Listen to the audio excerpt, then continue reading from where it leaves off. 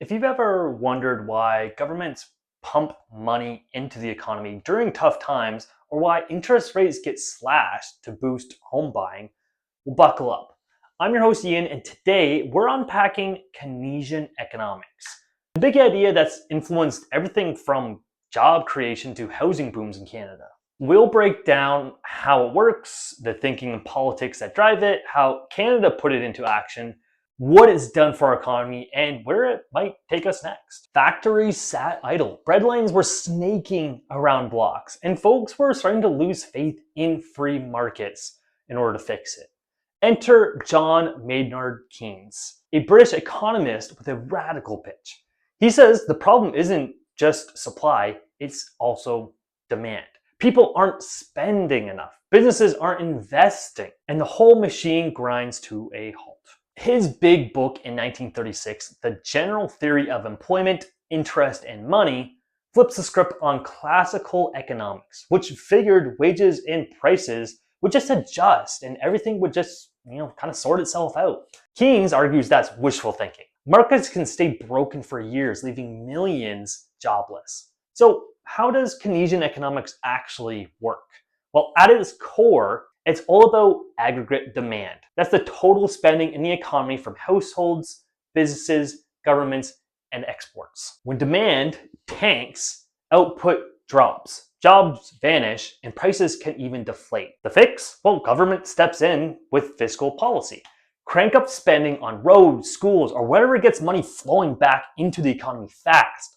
Cut taxes so people have more to spend. This sparks a multiplier effect. Think of it like tossing a stone in a pond. That initial government spending on a new bridge, well, workers get paid and they buy groceries and the grocer pays suppliers, and boom, the ripple turns $1 into 2 or 3 in total economic activity. Monetary policy plays backup. Central banks slash interest rates to make borrowing cheap, encouraging loans for homes or expansion. But here's the rub with the whole idea. It only shines in the short run. Keynes famously quipped, in the long run, we're all dead. Meaning, don't wait for markets to heal on their own, act now to stabilize things. The philosophy here is pragmatic optimism, wrapped in skepticism of pure laissez-faire. Keynes saw humans as driven by animal spirits, gut feelings on risk that can swing investments wildly, not some rational calculator machine. He believed economies are prone to booms and busts because of sticky prices and wages. They don't drop fast enough in slumps, trapping us in unemployment loops. Politically, it's a call for a mixed economy. Private enterprise leads, but government's the referee, using tools like deficit spending to chase full employment and tame inflation. It's not exactly socialism, it's more capitalism with guardrails. Now, this did rub some people the wrong way. Critics like the Austrian school said meddling prolonged pain, and monetarists in the 70s blamed it for stagflation, that nasty combo of high inflation and slow growth. But Keynesianism powered post-war recoveries, from FDR's New Deal to modern stimulus packages. Now let's take all of this and bring it back home to Canada. Keynes didn't just influence the Brits, his ideas crossed the pond early, thanks to sharp Canadian minds. In the 1930s, folks like A.F. Wayne Plumptre studied under him at Cambridge and brought back blueprints for the Bank of Canada, born in 1934 to manage money supply just like Keynes envisioned. Canada began rolling out the red carpet for Keynesian economics post-World War II. Wartime spending had us hooked on government spending as an economic engine. From the 40s to the 60s, Ottawa cranked fiscal policy to full employment targets, building highways, hospitals, and the welfare state. Think universal health care and unemployment insurance. Provinces jumped in too, funding education and infrastructure. By the 60s, we had the golden age. GDP per capita climbed to 2.57%. Wages rose 4% annually, and inequality stayed flat as taxes and transfers spread the wealth evenly. The Bank of Canada began tweaking rates to keep inflation in check, proving that monetary policy could tag team with fiscal moves. That all said, the 70s oil shocks hit like a freight train. Stagflation everywhere, unemployment at 9.5%, inflation roaring.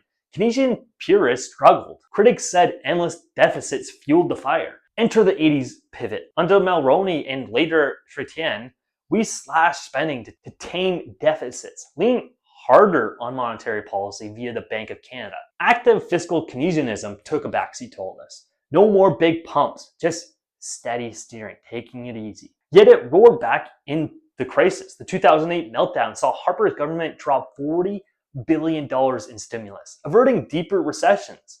And Trudeau's COVID response? Well, classic deficit-fueled aid, propping up jobs and keeping evictions at bay. So what's the scorecard for Canada's economy?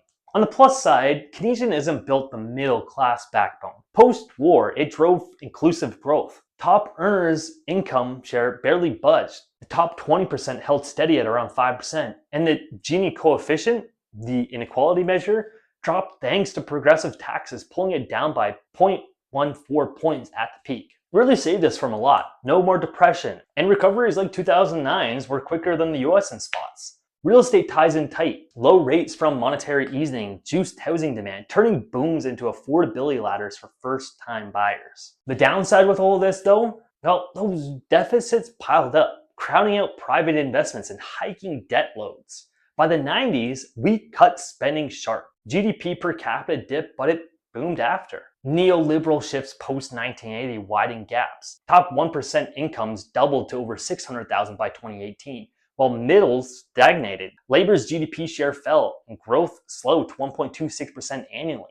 Stagflation scared trust in big government, and over-reliance on stimulus bred dependency. Looking ahead, what's next for Keynesian economics in Canada?